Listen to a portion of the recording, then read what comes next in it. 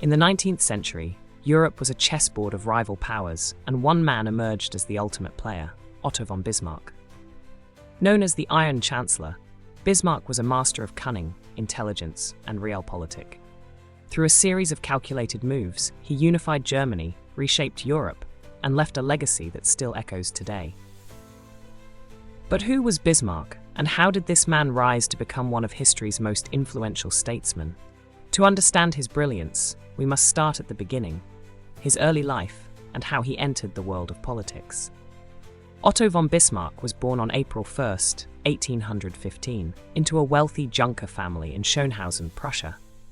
The Junkers were the landed aristocracy of Prussia, known for their conservative values and loyalty to the monarchy. Bismarck's father was a traditional, no-nonsense landowner, while his mother came from an upper bourgeois family with intellectual aspirations. This contrast between his parents' backgrounds would shape Bismarck's personality. He was both a man of the soil, deeply connected to his Prussian roots, and a sharp intellectual with a love for literature and philosophy. As a young man, Bismarck was far from the disciplined statesman he would later become. He was rebellious, hot-tempered, and prone to dueling. During his university years in Göttingen and Berlin, he gained a reputation as a wild and unruly student. He drank heavily, accumulated debts, and even attacked a statue of Hercules on his family's estate in a fit of defiance. Yet, beneath this rebellious exterior, Bismarck was also a voracious reader and a keen observer of human nature. He studied law, history, and languages, developing a deep understanding of politics and power. After completing his education, Bismarck entered the Prussian civil service, but he quickly grew disillusioned with bureaucratic life.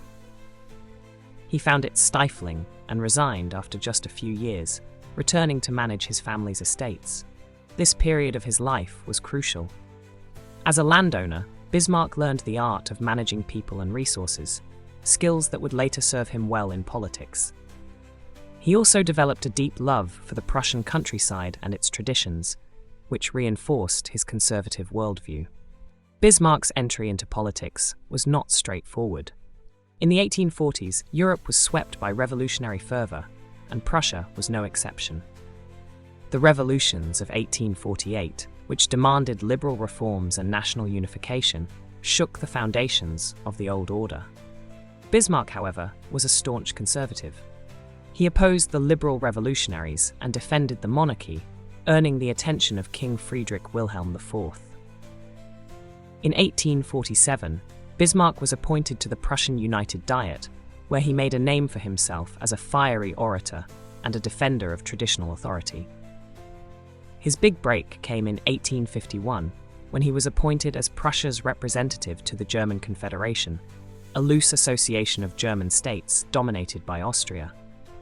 This role allowed Bismarck to hone his diplomatic skills and observe the intricate power dynamics of European politics. He quickly realized that Austria was Prussia's main rival for dominance in Germany, and he began to formulate a strategy to weaken Austria's influence. Bismarck's rise to prominence accelerated in 1862, when he was appointed Minister-President of Prussia by King Wilhelm I. At the time, Prussia was in the midst of a constitutional crisis over military reforms, and the king was on the verge of abdicating.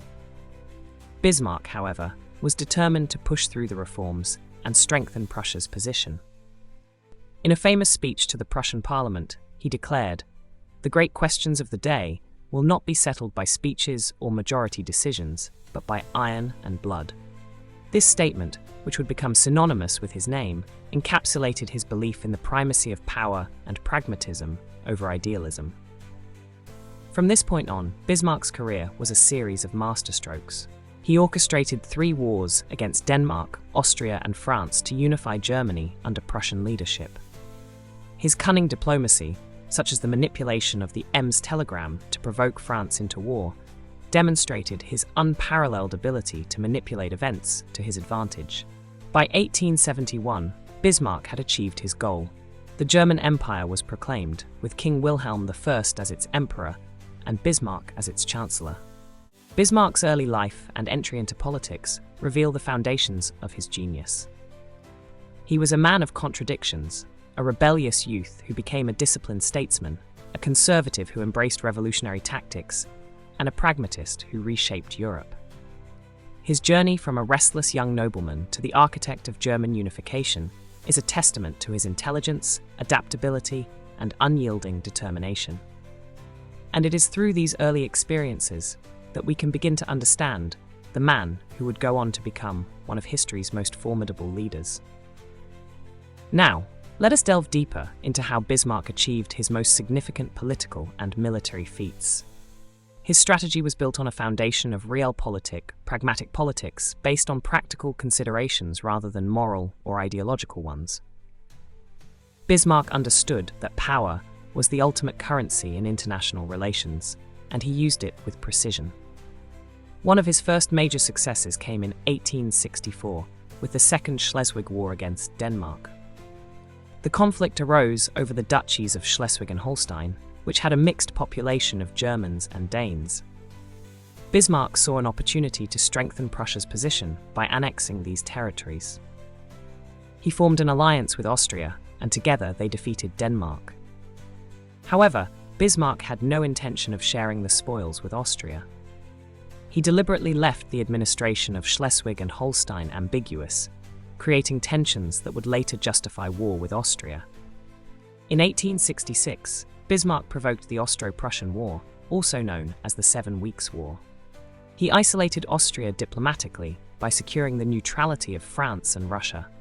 Prussia's modernized military, led by General Helmuth von Moltke, achieved a decisive victory at the Battle of Königgrätz. Bismarck's genius lay in his restraint after the victory. Instead of humiliating Austria, he offered relatively lenient peace terms. This ensured that Austria would not seek revenge and allowed Prussia to dominate the newly formed North German Confederation. Bismarck's next move was to provoke France into war, a conflict that would complete the unification of Germany. In 1870, he manipulated the Ems telegram, a message from King Wilhelm I to the French ambassador. Bismarck edited the telegram to make it appear terse and provocative, knowing it would provoke a declaration of war. The Franco-Prussian War that followed was another swift victory for Prussia. The French defeat was so complete that Napoleon III was captured and Paris fell to Prussian forces. In the Hall of Mirrors at Versailles, the German Empire was proclaimed on January 18, 1871, with King Wilhelm I as Emperor and Bismarck as Chancellor. Bismarck's unification of Germany was not just a military achievement, but also a diplomatic one. He skillfully balanced the great powers of Europe, ensuring that no coalition could form against the new German Empire.